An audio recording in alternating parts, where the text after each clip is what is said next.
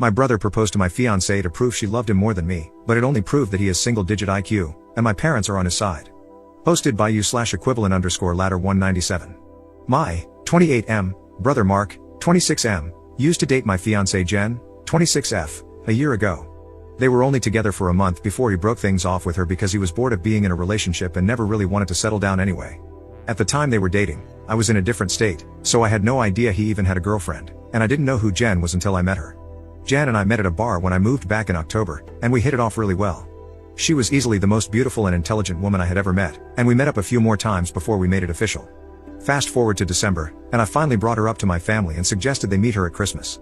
They knew I was in a relationship, but I'm not the most open about my personal life, so I kept details about her to a minimum until I knew how serious we really were. My parents asked to see pictures, and they started passing my phone around the dinner table. Mark saw it and blew up, calling me a crap-smelling brother for dating his ex-girlfriend and demanding that I break up with her. I refused. When I asked Jen about it, she confirmed they had dated and gave me the details about their breakup. It took a few weeks, but eventually, Mark stopped bringing up the fact that I was dating his ex, and I thought he was over it. On Jen's birthday this year, I took her out to a fancy dinner with both of our families and her closest friends, and I asked her to marry me. Mark flipped out again and caused a scene about me proposing to her, which my sisters and I immediately shut down. The incident happened this past weekend. Mark had been pretty quiet about the whole situation for the last 2 months. I didn't see him much and figured he had gone low contact with me, which I had no problem with. Then, he invited Jen and me to a family dinner at his apartment with our parents and sisters. I thought it was weird, but since our parents and sisters were also going, we agreed to attend. The dinner was nice, nothing too fancy, and we moved to the living room to talk. About 30 minutes into the conversation, Mark stood up and said he had an announcement. He gave a long speech about being happy to have his family around for his big moment, then got on one knee and pulled out a cheap ring while asking Jen to marry him. Jen was confused and obviously uncomfortable, demanding that he put the ring away and stand up. My dad tried to grab Mark, but I got to him first and punched him. I won't repeat most of what was said, mostly because I was too angry to listen, but he said something along the lines of wanting to show me that Jen wasn't really into me and just wanted to get back at him. Before things could get worse, my parents rushed me out and promised to talk to him. It's been a few days since it happened, and I'm still pissed off. I don't know what to do at this point. I'm scared Jen might have second thoughts about marrying me because of this. Any advice? Update 2 days later. First, I want to thank everyone for reading. It's been a busy weekend, so I haven't had the chance to reply to many people, but I appreciate all the feedback, even the criticisms. Now for the update, I called Mark and asked him to meet up with me at my place to talk.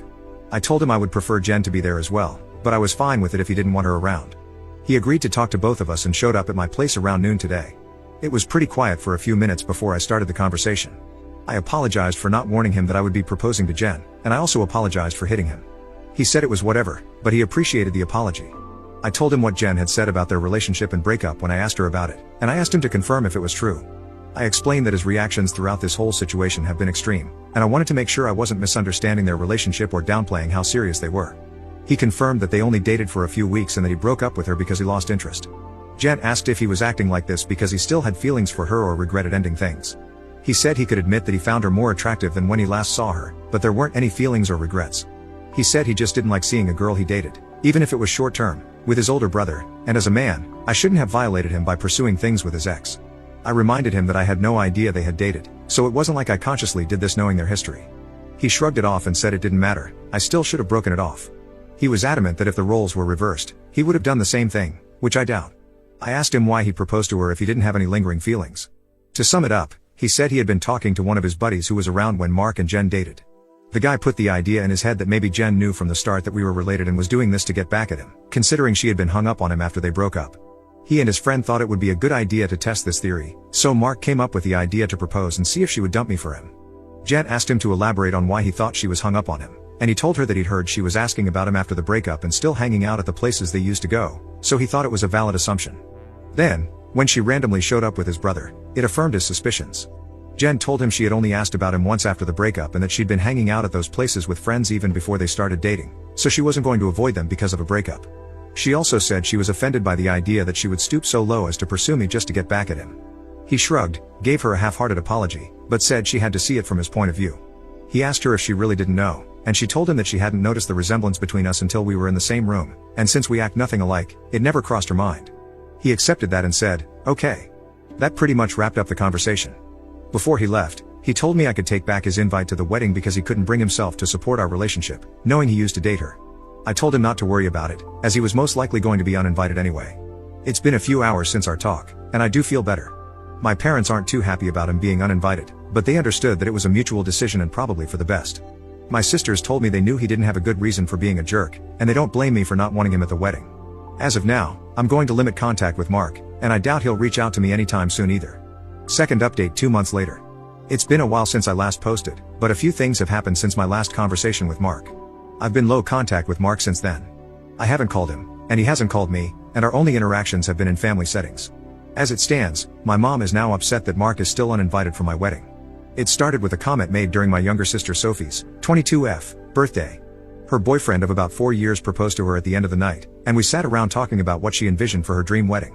She talked a bit about wanting a destination wedding, her ideas for the cake and dress, and then said something like, "Teddy, I know Mark's banned from your wedding, but you won't care if he comes to mine, right?" I laughed it off and told her I couldn't get mad about her guest list even if I wanted to. My mom gave me this weird look and asked if Mark was still not invited to my wedding. I told her yes, and she got irritated. She said she thought I was joking and accused me of being unreasonable for going through with banning him since he's family. She accused me of holding a grudge just to be petty. I reminded her that Mark and I had agreed he wouldn't come, and I told her this wasn't the time to talk about my wedding since the day was about Sophie. I added that if she or Mark wanted to discuss my wedding, they could call me another time. Sophie also laid into my mom a bit for trying to make her special day about Mark, and my mom dropped the issue. For those of you wondering, Mark wasn't at Sophie's party because he apparently had to work and couldn't make it. A few days later, my mom stopped by my house and said she wanted to discuss my wedding. She asked me why I was so adamant about Mark not coming. She said I shouldn't be so insecure about Mark and Jen's previous relationship and that uninviting him was a step too far. I told her that Mark and I had mutually agreed he wouldn't come, and if he had a problem with it, he could talk to me himself. We got into an argument, and she said that if I wasn't going to re-invite Mark, she wouldn't be coming either because I was ostracizing her son. I shrugged and told her if that's what she wanted, she could toss her invite in the trash because I wouldn't beg her to be there. She asked if I would really be okay with her not attending, and I told her it wouldn't be the first time she missed one of my events because of Mark. She said I was being a prick for throwing her past mistakes in her face, and she stormed out. After that, I started getting messages and phone calls from her and a few family members, saying I was in the wrong and urging me to invite Mark just to keep the peace. Jen has also been getting messages from my mom, asking her to talk to me and get me to change my mind, but as far as I know, Jen hasn't been responding. So far, most of my mom's side of the family is standing in solidarity with her and not attending, while my dad and his side of the family, which is just my aunt, uncle, and their 2 kids, agree with me and are still coming. My sisters are also still coming to the wedding, and of course, Jen's family will be there too. I also talked to Mark about it and asked if he had a problem with not being invited. He said he had uninvited himself in the first place and didn't understand why everyone was making such a big deal, since he still doesn't want to go. He told me to leave him out of the fighting because he's not involved, and he said he'd tell my mom the same. As of now, I'm back to being low contact with my mom, but my dad and I are still on decent terms. I'm still deciding whether to re-invite my mom and her side of the family, if they change their minds about the boycott, but the chances are low, and I've told my dad this, which he understands. For now, Jan and I have started looking into downsizing the venue since the guest list is significantly smaller. Third update 3 weeks later. My mom is now uninvited from the wedding indefinitely. About 2 weeks after she decided not to come, she stopped by and said she wanted to clear the air and talk about everything. We agreed and invited her in to join us for dinner. Jen made her a plate of food, and I asked if she was still planning on not coming to the wedding. She said that while she wanted to attend, she couldn't get over me not inviting Mark because of a simple mistake. I reminded her that his simple mistake was proposing to my fiance while I was sitting less than 3 feet away from him, and she said it was just a joke.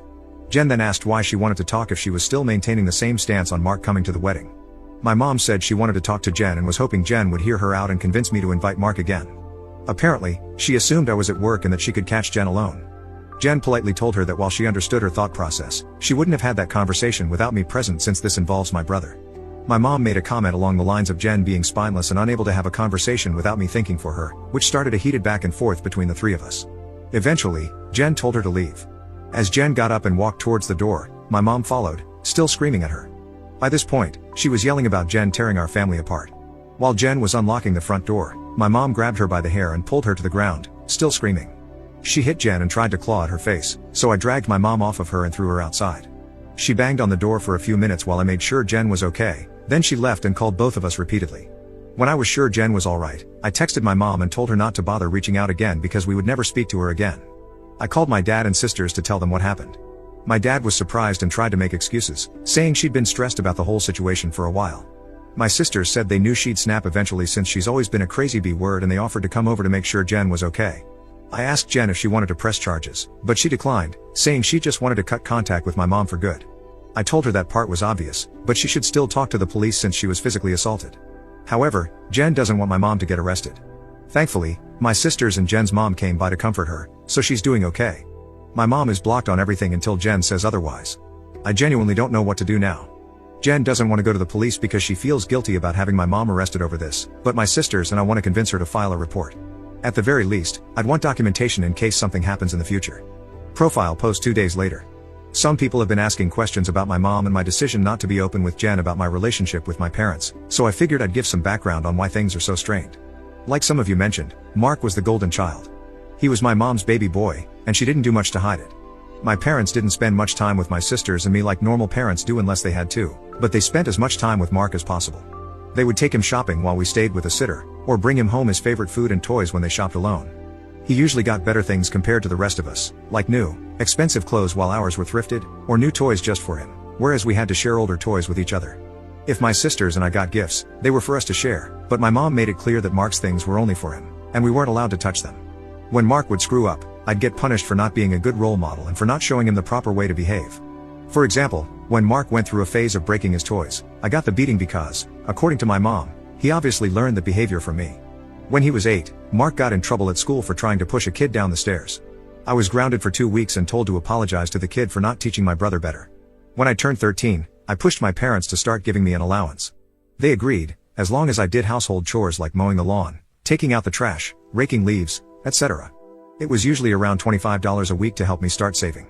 Mark saw that I was getting money and begged my parents for an allowance too. Instead of making him work, $10 of my allowance was given to him each week because we were doing such a good job with our chores, which he never helped with.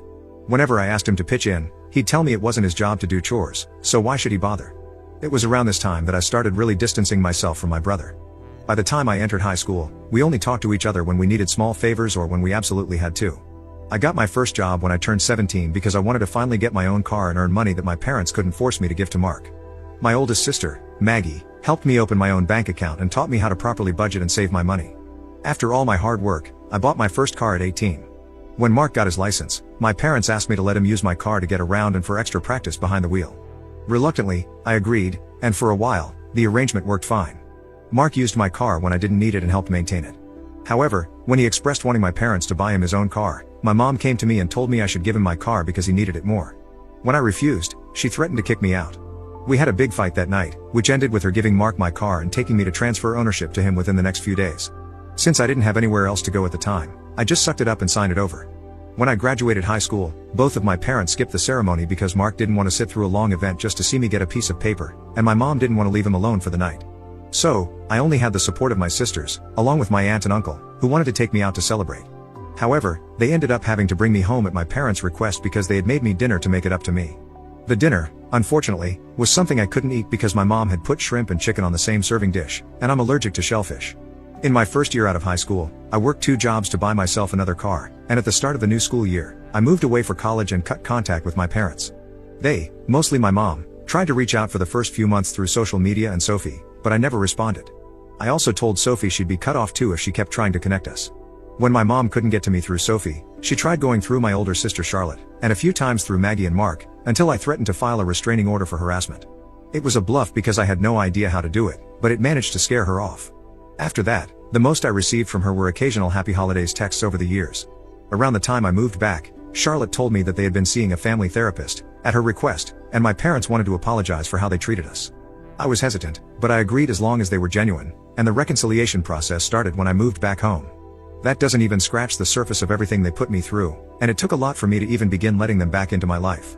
When I met Jen, I wasn't sure where my relationship with her was going or where things stood with my parents. I didn't want to mention my family at all, mostly because I was prepared to cut contact again if needed. Jen was understanding that it was a sore subject and didn't press for more details. I hope this helps shed some light on some of the questions I've been seeing pop up. Fourth update 17 days later. I want to thank everyone who's taken the time to give me advice on what to do going forward, as well as all the kind messages and comments I've received over the past few days/weeks. Jan and I have read the comments together, and we appreciate everything. To answer the most common question about why I chose to reconnect after everything, the short answer is that I would do anything for my sisters. Charlotte wanted the entire family around for the birth of her first child and to help her adjust. She didn't want part-time aunts and uncles who would only visit her kid during birthdays and holidays. She was never the type to ask for much of anything growing up, so when she asked if I would be willing to try for her, I agreed because it would make her happy. I also think part of me hoped that maybe my parents had changed.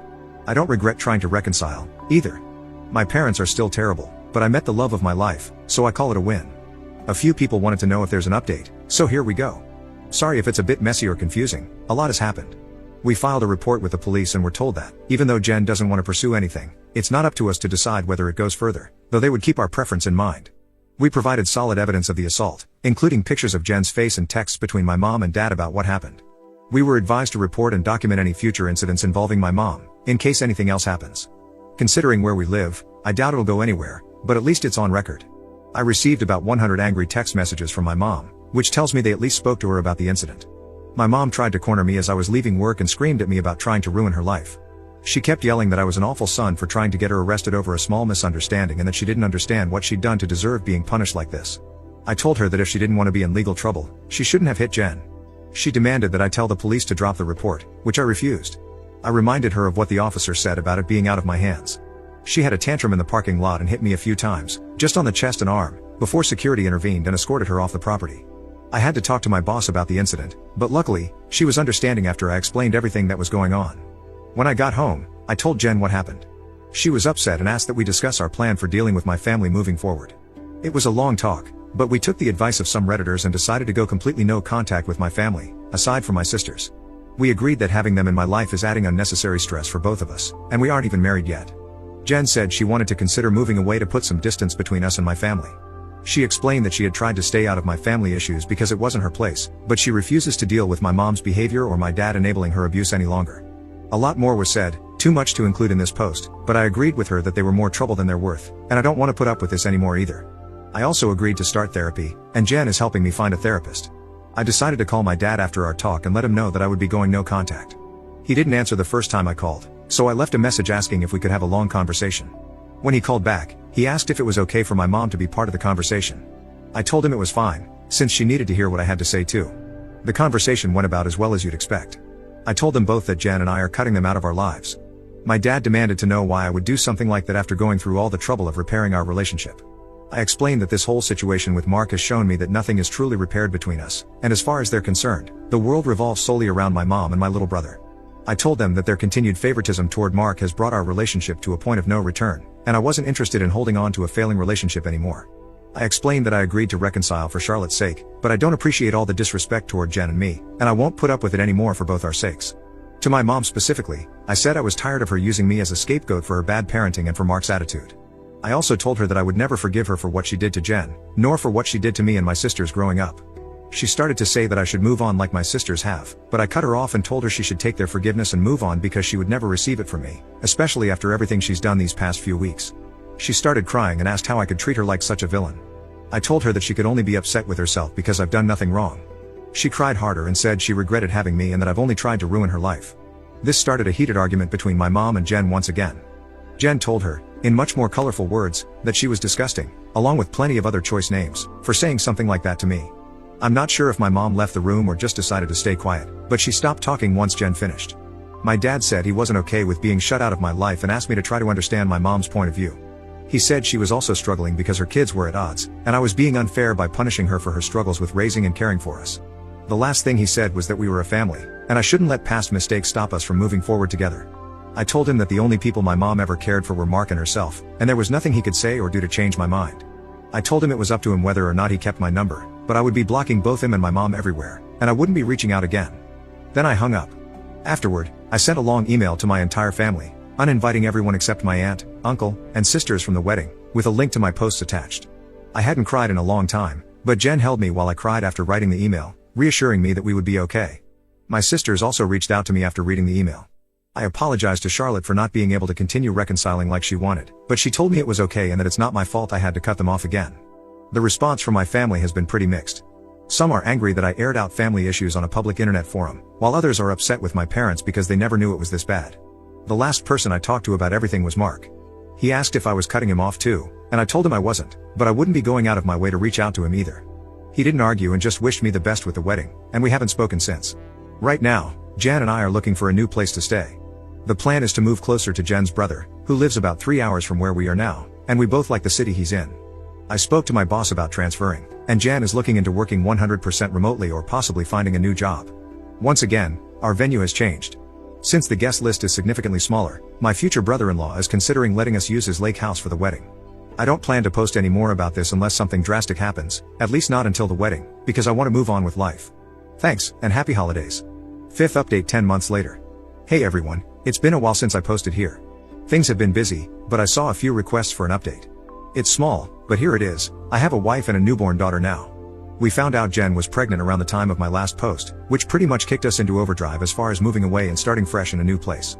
I was able to transfer to a different location, and Jen found a new job that allows her to work remotely. We got married 4 months ago at her brother's lake house. We didn't plan to have the ceremony so soon, but we didn't want to wait for the baby to arrive before getting married. Jen also found a dress she fell in love with and didn't want to outgrow it. It was a small ceremony with mostly her family present, but my sisters, aunt, and uncle attended as well. I know some people probably expected to hear about a huge blowout at the wedding, but honestly, it was easily one of the best days of my life. My daughter was born early last month. She's beautiful, happy, and healthy, and Jen is doing well too. The last stretch of the pregnancy was hard on her, both emotionally and physically, but she's been doing much better since giving birth. She's seeing a doctor regularly during this postpartum phase due to complications she had during the pregnancy, but so far, there haven't been any major health concerns.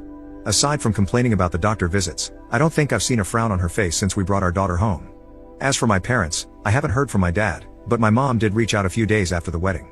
Apparently, my uncle sent them some of the photos taken at the wedding. My mom made a fake Facebook page and started spamming Jen and me with angry messages about being excluded from both the wedding and Jen's pregnancy. She went on a lengthy tirade about being entitled to be part of her grandchild's life and how unfair it was that she wasn't allowed to be present in our lives. She asked to visit us, demanded that we visit her, and even asked to be in the delivery room, all of which I quickly shut down. I screenshot everything and emailed it to myself in case I need it for a restraining order in the future, then I blocked her. I haven't heard from her since, but I know she's been harassing my sisters to get them to talk to us on her behalf. I don't know what, if anything, they're doing about it, but I made it clear that Jen and I have nothing to discuss with her. For everyone wondering if Mark and I have been in contact, the answer is yes. He called after we came back from our honeymoon to congratulate us on the wedding and the pregnancy. We had a long talk about everything that happened. I won't go into detail, but we both got to say a lot, and he offered both me and Jen what feels like a sincere apology for what he did. We've been texting a bit here and there since, mostly just small talk and life updates. He did invite me to have a drink with him the next time I'm in town. I don't know if I'll accept, but I told him I'd think about it. Thanks to everyone for the support and well wishes you've given us. Sorry if this update was a bit all over the place. Edit. Just to clear it up before anyone asks, Mark doesn't know where I live and likely won't know in the future. If he chooses to give updates about my life to my parents, that's his choice, but I won't give him any details that could help them show up unannounced. Unfortunately, even if we're able to form some sort of relationship, I'll never be able to fully trust him.